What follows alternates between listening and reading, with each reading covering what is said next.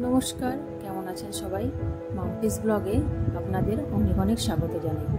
চারিদিকটা সবুজ, বেশ ভালোই লাগছে। আর এখানে ঘুম থেকে উঠে ব্রাশ করে বসিয়ে দিলাম চা বানিয়ে রেখে দিলাম, যে যখন উঠবে তখন একটু গরম করে দিয়ে দেবো, সেটা সুবিধা হয়।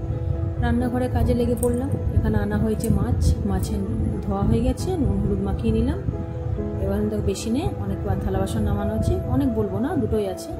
তো থালা বাসনগুলো ধুয়ে নিই। আর এখানে মাছ করব আমি আলু আর কাঁচা কলা দিয়ে পাতলা একটা ঝোল করব। খুব একটা মশলা খেতে ভালো লাগে না, সবাইকে খুব একটা মশলা খেতেও দিই না আমিও, তো ওই জন্য পাতলা একটা ঝোল করব। তো মাছগুলো ভেজে নিলাম, কড়াই গরম হয়ে গেছে, তেলও দিয়ে দিয়েছি, মাছও ভাজা হয়ে গেল আমার। আর করবো একটু উচ্ছে ভাজা, তাই উচ্ছে ভাজাও কেটে নিয়েছি।